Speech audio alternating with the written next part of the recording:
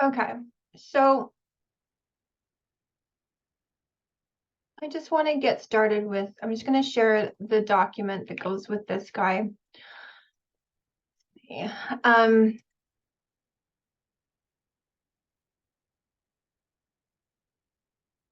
Okay, so you can go ahead and use this document to follow along, take notes, whatever. Before we get started, do you have any questions that you want particularly answered?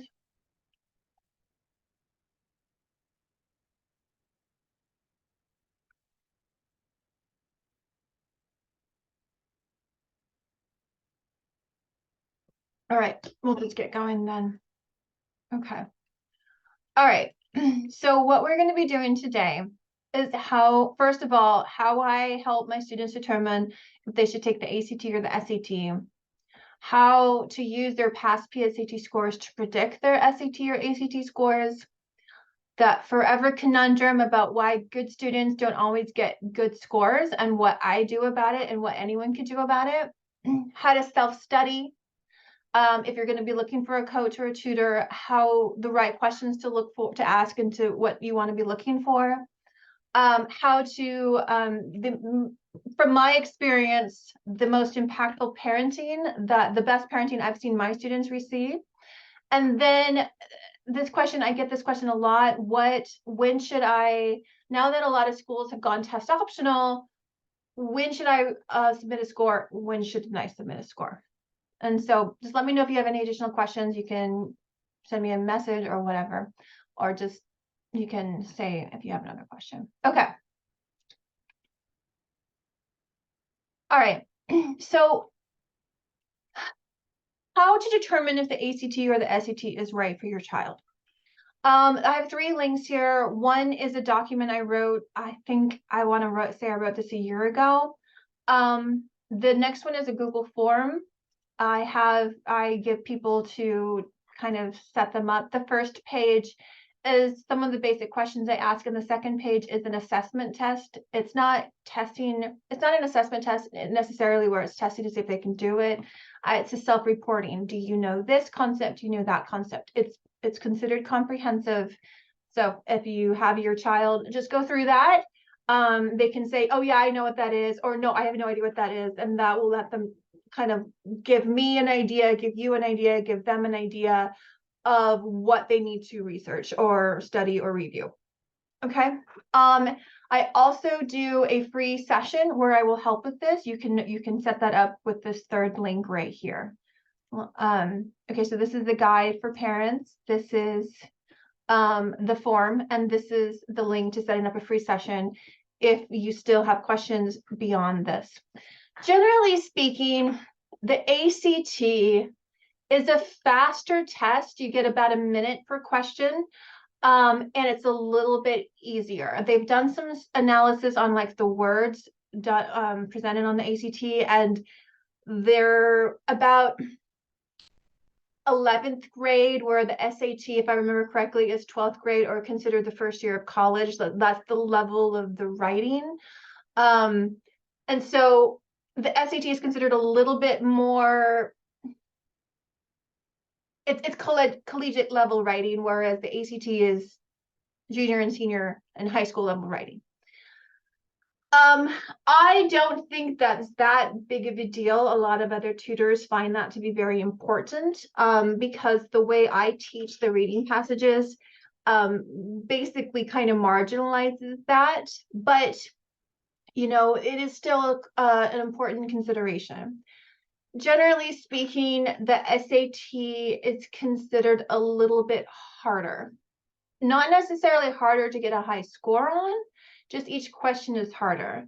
So they are still correlated, like a perfect score in the ACT is a 36. That's considered the same as a perfect score in the SAT, which is considered a 1600. It's not necessarily easier to get a higher score. It's just easier to get more right. The grading curve is the spread is pretty much the same. Okay, so the same level, like comparatively speaking, you might miss more on the SAT, but still have the same score. So because of that, it's really important to just get to kind of what the student feels most comfortable with. So whereas I have all these questions, one of the things I ask my students is, which one did you feel the most comfortable with?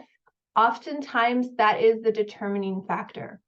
So the questions I go through, if you click that form, the first question is do you like geometry? Not necessarily do you understand geometry and trigonometry more or less than you understand algebra and algebra 2? So if someone feels like they understand intuitively geometry and trigonometry more, the ACT is probably more for them. There's a lot of geometry, a lot of trigonometry, not quite so much. There's not a lot of algebra 2. Whereas the SAT goes really heavy on algebra 2, and there's very few questions that ask about geometry and trigonometry. And even those questions are pretty basic. So that's the biggest difference as far as academic content goes. Like I said, the reading is a little bit harder on the SAT, but you have more time. So there's a lot of moving parts. If anyone's trying to give you a quick answer, that's probably not a good idea. You have to think about it. But the things that I consider when I first start working with a student is, do you like geometry or trigonometry better? Or do you like algebra 2 better? Do you like a faster paced test that's a little bit easier? Or do you want a harder test, but you get more time per question? It's about 1.5 minutes per question. But the most important thing is, which one do you like better? Then I will usually have them take one of each test, and then I do a concordance table. Okay, so actually, I think the link to the concordance table is here. Yeah, it's down here. But then you can compare the test, and honestly, whichever, if a student is a little bit higher in the ACT than the SAT, then that's a real strong consideration that the ACT is right for them, and vice versa. So oftentimes we just consult the concordance table. But like I said, there's not a quick and easy answer. It takes some thought, it takes some consideration, and that's why I am including a booking session that we can talk for free about the right test your child should be preparing for. All right, so that brings us to the next question. What about the PSAT? So the PSAT is the pre-SAT. Now it is, of course, the National Merit Qualifying Exam, but for most people it is a preliminary SAT, okay? There are a lot of people who will say that you can basically consider the PSAT score will be like, I don't know, 100 points less or 50 points less. That actually is incorrect. I mean, it could be correct for a particular situation, but generally speaking, your PSAT score will be the same as your SAT score. At least that's what College Board says, and they do a lot of analysis on this. This is how it's designed. I know that the SAT goes up to a 1600 while the PSAT does not. Yes, I understand that. But that's because the SAT is a little bit harder. Okay, so they allow that little buffer. But generally speaking, the typical student will have the same score. The SAT is a little bit harder, but then the grading scale is a little bit more forgiving, and also you take it a little bit older. That's where the disparity comes in. You're older, and so you should be getting a harder exam. It's like when you take an IQ test, they'll ask your age. And so the IQ isn't a static thing. It changes based on how old you are when you take it. So generally speaking, your PSAT 8-9 score should be the same as your PSAT score or similar to your SAT score, unless you make a change. So if you don't like your PSAT score, then you need to do something different. If it's too low, you need to start prep. That's what I want to tell you. And if you're going to be doing the ACT, all you're going to do is you're going to go to this link right here, and you can put in your SAT score. Let's say you got a 1300. That should be 28 on that ACT. And you can do it vice versa. Let's say you got a 25. That will probably be a 1210 on the SAT. So whatever you get on the PSAT, let's say your student got 1100 on SAT, assume they do nothing different. And considering everything else I said about the differences between these tests, they will probably get a 22 on the ACT. It's basically as simple as that. So if the PSAT score is lower than you need it to be, you need to start doing test prep. All right? There's not some magical, mystical conversion. I'm in these parent groups all the time, and a lot of people, I see it all the time. Oh, you had 100 points or whatever. It should be the same, about the same score. If a student is getting 100 points more, it's probably because they didn't like their PSAT score and they did something about it. That's usually what's happening. Okay, so if you do nothing about it, you're gonna probably get the same score. Okay. All right, so this gets me into why good students don't always get good scores. And if you've been in my Facebook group, you hear me talk about this all the time. This is what my parents talk to me all the time. I get phone calls all the time, and a parent will say to me, my kid is a great student, they work really hard, but we don't like that score. What I hear my students say, all the work I've done in high school is not working on the ACT. The studying I did is not helping me on the PSAT. That's by design. That's actually what they want. If test scores correlated to GPAs, they would be meaningless. Colleges and universities need to differentiate 3.8 GPA from other 3.8 GPAs. They need to differentiate 4.8 billion GPA from another 4.8 billion GPA. These tests are meant to make students rank themselves so that college admissions boards, scholarships can make their decisions easier. It's really hard to figure out the difference between two 4.0 students. And so that's where the PSAT and the SAT come in. That being said, it's not necessarily fair.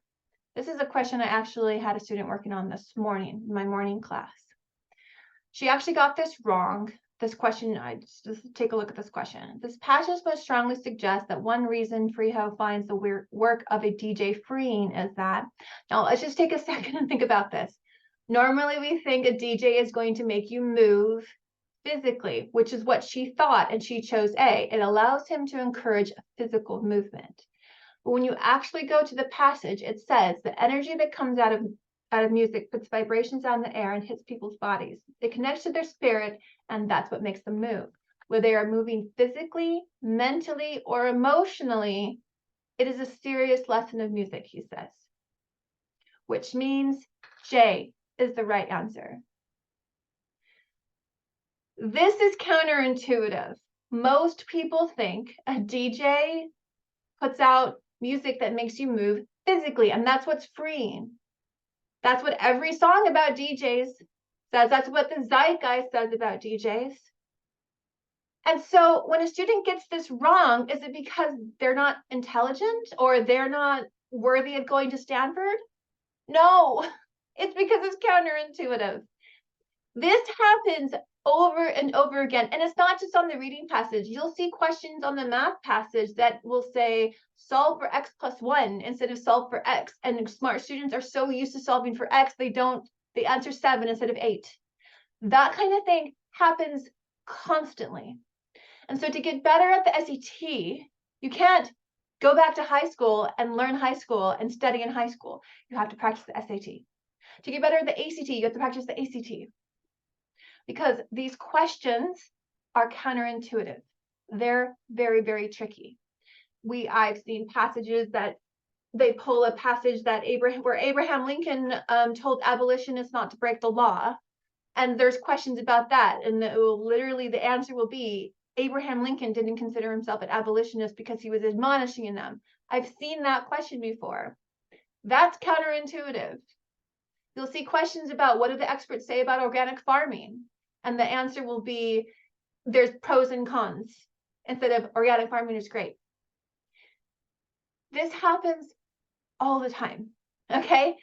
And about 2 weeks into tutoring, I get a student, when about 2 or 3 weeks into tutoring, a student will usually say to me, "This test isn't fair." They'll say that, and at that moment, I track their scores. That's the moment their score really starts rising. I can tell a student this over and over again. I say it to my parents all the time, but the moment they get it, there's going to be a moment they get it and something changes. It's not fair. It is what it is. It's not fair, but it's really important that people understand that a good SAT and an ACT score is usually a function of preparing for that test, not a function of college readiness. This is very, very important to understand. Okay. How do we self-study for the test?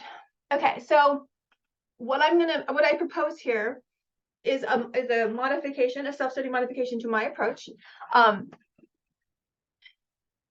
You're going to notice that I suggest you don't start with timing. You start with actually figuring out the test.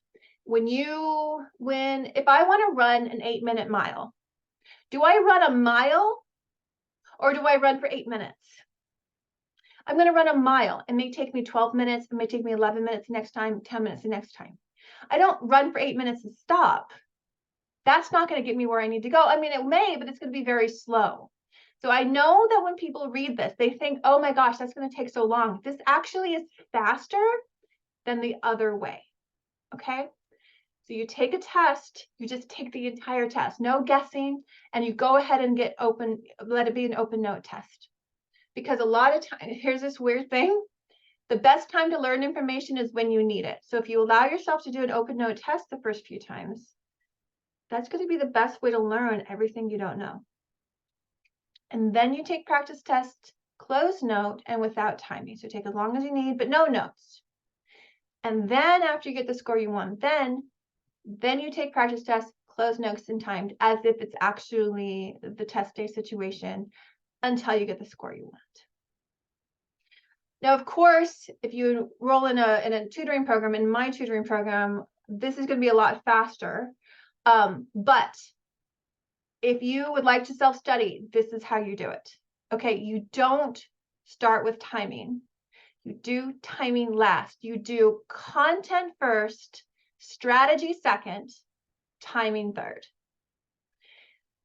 I know it seems tedious, but this will get you the score you want faster than if you start with timing first and then worry about strategy and content. Okay? Then every time your student or every time you miss a problem, you need to review it. There's no point to moving on to a next question unless you review each missed question. So these are the 4 questions I have my students ask themselves. 1, what is the right answer? Just try the question again. 2, why did I choose the wrong answer? That's really important. On these tests, it's really important to understand that a lot of times the most important thing to do is to figure out 3 wrong answers instead of 1 right answer. If your student can focus on figuring out 3 wrong answers instead of figuring out 1 right answer, they're going to see a score increase much faster than otherwise. 3rd question they ask themselves, what type of question is this? This is going to help with the 4th question. What can I do in the future to get this question right? Ask themselves those 4 questions. It's tedious at first, but then it becomes really, really fast. They just do it by instinct. Their score will increase as in the most effective way possible. Okay? It's not a shortcut. Obviously, this is hard work, but it's the fastest way to get there. The shortcuts actually take longer. Okay? You're going to want to use actual practice tests. I know there's a lot of simulated tests out there. You want actual practice tests. Okay? The SAT tests are available online. This link will get you to the SAT test. Unfortunately, the ACT tests are not necessarily available online. There are a handful. Usually the ACT will release 1 a year, and so you can kind of Google like 2019 or not 2000, 2020, 2019, and see what you can find. You can also buy the official guides. Most tutors who've been around for more than 2 years will have them, but about a year and a half ago, the ACT got really weird about practice tests. Like I used to I used to have a Dropbox with all the ACT tests, and I still have that Dropbox, but I can't share it. Like I would love to provide the link here. It literally does not work. So ACT contacted Dropbox, and Dropbox will not let you share an ACT test on Dropbox anymore. This is really frustrating. So I have the tests, but they're not online. They're on a private server. I have. Okay. That being said, I'm not allowed to sell them. It's a weird thing. Like they don't let us share it, but then we can't sell them. So like, it's just weird. I'm providing one here. So this is one actual ACT test if you need it. I provided my email at the beginning if you would like to have more. You can probably find about 4 or 5 online. So here's an additional one. That's probably going to be enough for most people. But if you want another ACT test after you've done that, please reach out to me. I'm not selling these. I'm not trying to gatekeep them or hide them. They've just made it really hard for me to share them. You can find them by like hacking. Like I have my students are like, oh yeah, I found the hacker. So there's hackers that do it, which is really frustrating to me because that means that people who are like, upstanding citizens are struggling more. Like they should just release this. They should just let past ACT, like the SAT allows past SAT tests to float around the internet. The ACT should get on board. And I think that the ACT is going to be obsolete if they continue this practice. But it is what it is. They don't ask me. So it's easier to find SAT tests than ACT tests, but you can find ACT tests if you look, okay? Reddit is oftentimes Reddit gets weird. You can check Reddit. Sometimes the ACT will shut down Reddit too. It's really interesting. But again, reach out to me if you need more tests. Okay. What a way to answer. Okay. If you want to go tutoring route, obviously I'm available, but I'm going to explain to you as a parent. I actually have a 16-year-old right now. If I wasn't a tutor, these are the things I would ask. I tell people to ask when they're looking for tutors. Okay. I know a lot of other tutors and I've worked with a lot of other programs. I don't really want to say the companies I work to because I'm going to badmouth them, but I actually wrote the curriculum for one of the biggest online tutoring programs and they're terrible. I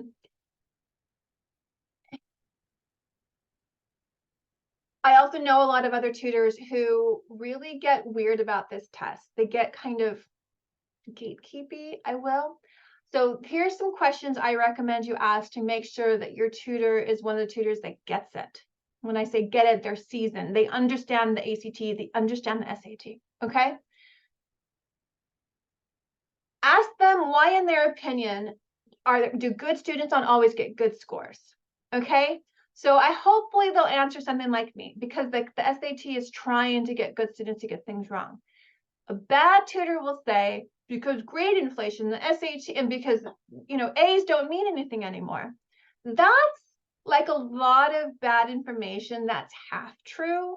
There is grade inflation, but this would still happen even without grade inflation. Okay, so that is not the whole story. And that's a thing I've noticed a lot of tutors will say when they don't want to do the work to figure out what needs to be done.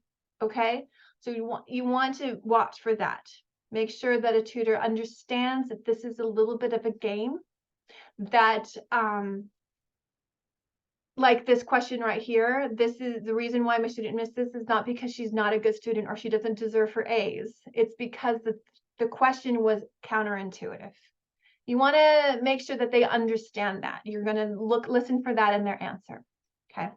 You want to ask them how they source their questions. Are they getting them from actual practice tests or are they getting them somewhere else? A lot of tutoring programs they create their own questions and they sell those questions because you're not allowed to sell, like I was saying, you're not allowed to sell ACT questions. So they write their own questions and they sell that. And so they say, oh, use my questions right here and they'll charge you money.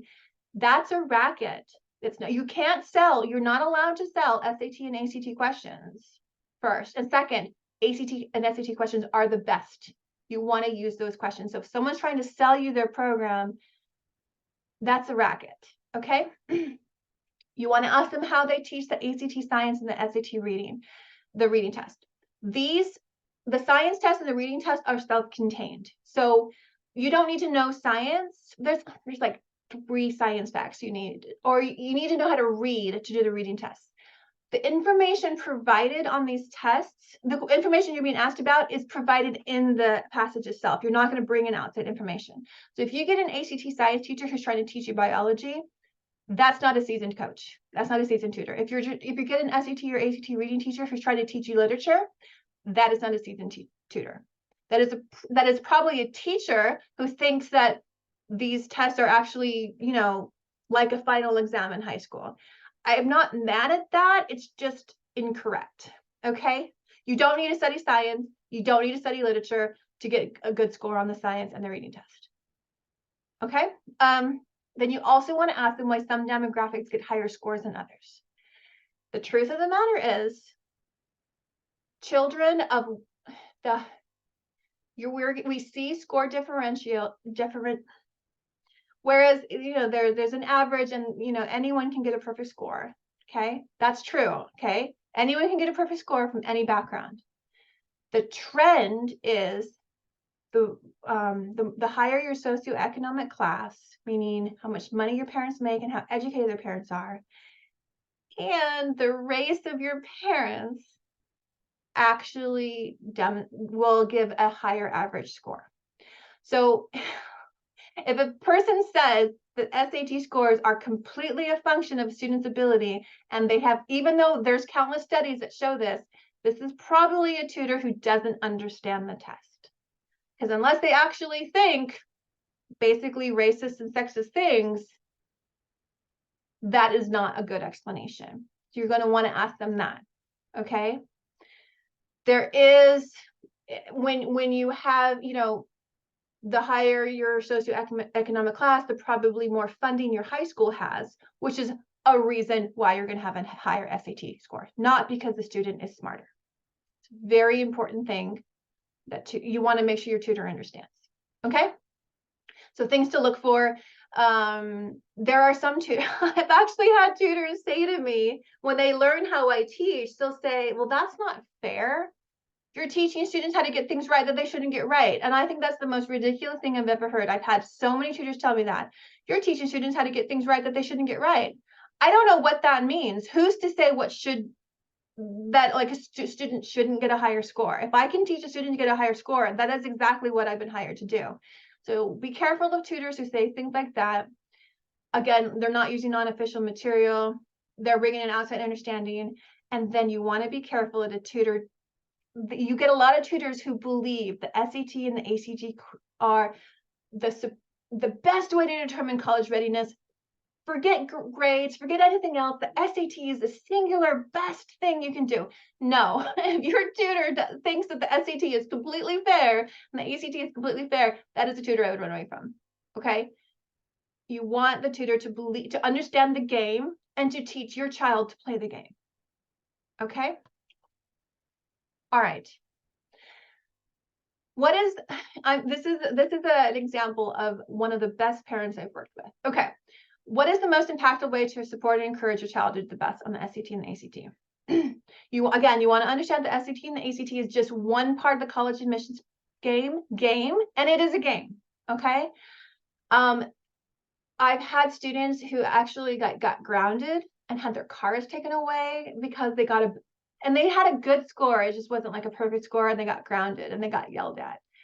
These students would show up to tutoring with so much anxiety that it was hard to teach them. So obviously, whatever their parents were trying to do was backfiring. Okay, that was pretty extreme, I'll be honest. But I have noticed that a lot of students with extremely overbearing parents have a hard time listening. They really do. When I will offer some sort of correction, instead of being receptive to the feedback, children of overbearing and very critical parents tend to make excuses. And I've noticed that it's that they're trying to get out of trouble. They're trying to be like, oh, no, I'm fine. Don't get mad at me. Instead of being like, oh, I can learn here. So a lot of times that's what I've noticed. If I've got a parent who criticizes me and I hear them and they're on the phone, there's like, oh, my kid is just so lazy and you need to whip them into shape. I'll have these conversations, and then I will talk to the student and they can't hear criticism. They're making excuses, and it's not because they're full of excuses. They're trying to shield from criticism. They think I'm going to criticize them too. And sometimes they just sit there and I'm like, I'm not mad at you. It's fine. I'm not mad at you that you didn't know to add fractions here. It's totally fine. But I'm just saying, this is a thing I've noticed. Overbearing parents have kids that are not, it's hard for them to receive feedback. I want my parents to understand that these scores are not a function of laziness or intelligence. A lot of times, the laziest kids I've ever seen get almost perfect scores because they're just laid back, they're relaxed, they're not overthinking it. Okay, so when a parent says, "Oh, my kid just needs to work harder and they'll get a score," that's actually true. There's not a strong correlation between that. Now, hard work in my program does universally. I am sure there's going to be an exception one day, but I have not yet met the student who didn't work my program, who didn't get a high score. But I have lots of lazy students who've gotten almost perfect scores, and lots of really hard students who've only gone up 50 or 75 points on the SAT. They still went up. It's not necessarily a function of that. And I've had extremely intelligent students. They just don't get it. And then I've had students who just they get C's in high school and they get a perfect score with one try. The SAT and the ACT are counterintuitive. Okay. And then I would also say, I love it when my parents prioritize mental health. I'll have parents that are just like, okay, Lydia, my kid's gonna actually take a week off of tutoring because they've got all these other things. And I looked ahead at their schedule. They've got 4 AP exams. They've got this board exam. So just so you know, they won't be coming for a week. These kids do better than the parents who force them to go to class, even if they're too busy. These kids do better. Okay. I actually went out of order here, but I want to talk about generation. Generation to me is when a kid, when anybody can figure out what to do next. So for example, if we have a question where you have to add fractions, but maybe it's not completely obvious, that happens a lot in the SAT. What I do is I sit and wait. I'll say, what do you think you need to do? And they'll like, oh, I need to do quadratics. Go ahead and try. And then, oh, that's not it. Okay, so now what do you think you need to do? Oh, I need to do that. Okay. I hold space. And then finally they go, oh, I need to add fractions. I wait for that. Okay. A bad tutor will just say, add fractions. That's the first step you do. And that doesn't help them develop the generation skill. A lot of high GPA students know how to add fractions like the back of their hand, or factor quadratics, or do trigonometry, but they don't know when to do it. So you want to hold space. You just sit there and wait for them to come up with that as a solution. I say, the thing I say a lot is good students know how to use all the tools in their toolbox. They don't always know which tool to use. So a lot of SAT and SAT prep is not memorizing the quadratic formula. It's knowing when to use the quadratic formula. It's not memorizing what cosecant is. It's knowing when they should use cosecant. It's not memorizing semicolons. Hello. It's knowing when they should use a semicolon. And so that's generation, that's problem solving. You just kind of have to sit and let them come up with it. And so a parent reached out to me and she goes, what does my kid need to work on? And I said, your daughter there's not a thing she's consistently missing on. And so this is what she sent back. I explained what happened and she sent back, okay, thanks. So maybe her challenge to work on is determining what type of problem any given question is, i.e. knowing what to do when. Yes, exactly. That is exactly what I want my parents to understand.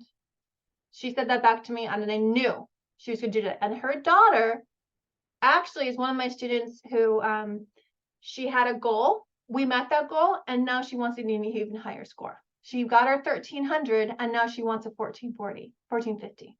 Okay, so that is the kind of parent that leads to that kind of result from a child.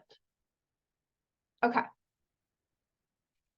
All right, this is the question I get, the last question I get. How to determine if you should submit SAT or ACT scores to test optional colleges and universities? Because a lot of schools have gone test optional, the students who present the score are presenting really high scores. So the ranges have shifted up. The thing is, if your student scores, like I believe 1,000 means college ready. I think I have to check that, but a lot of my students who end up scoring 1,600 started with a 1,300. So what does that tell you? That tells you a student who's capable of a 1,600 will start at a 1,300. Okay? If a student scores 1,000 or more, they can probably handle any college rigor.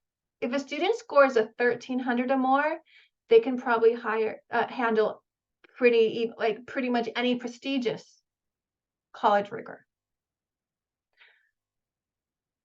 The admission boards know this. So what I would say is check the scores before the school went test optional. And if you're in the range, go ahead and submit.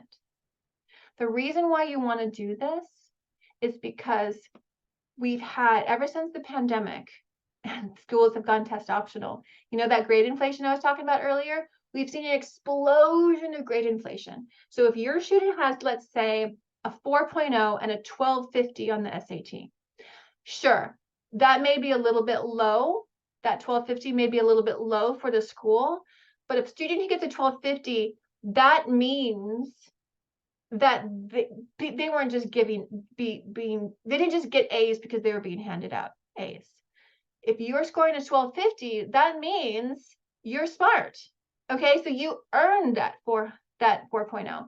If you're getting a 4.0 and like a 900 or an 800, that's a little bit different. Okay, that means you probably, that's like, what was that lady from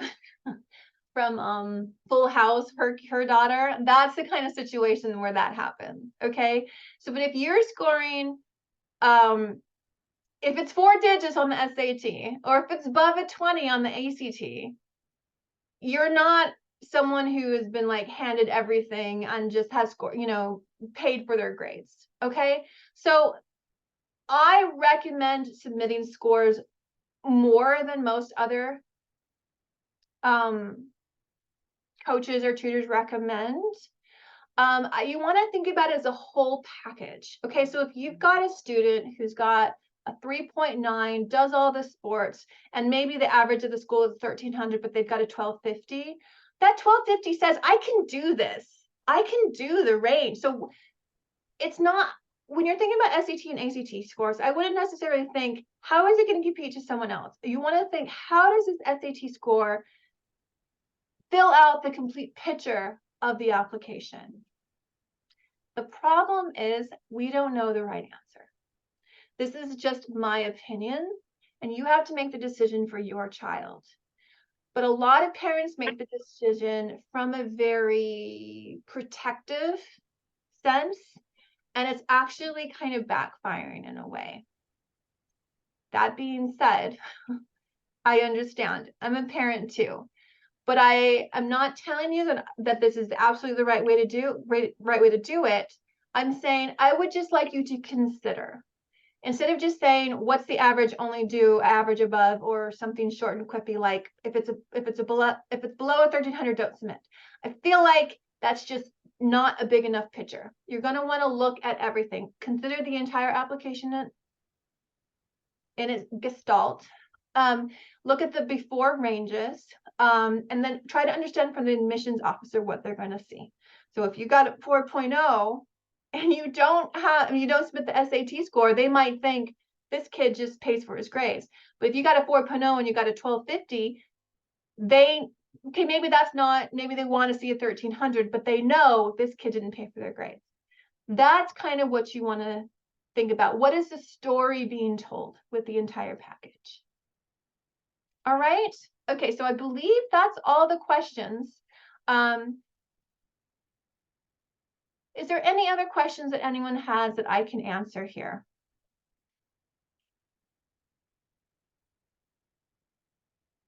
I'm going to share the link again here. Okay, well, that's the whole presentation. I hope it was helpful. And no one has any more questions, right? Okay, we got a question. You're welcome. You're absolutely welcome. Thank you so much. All right. Thank you for coming. Bye.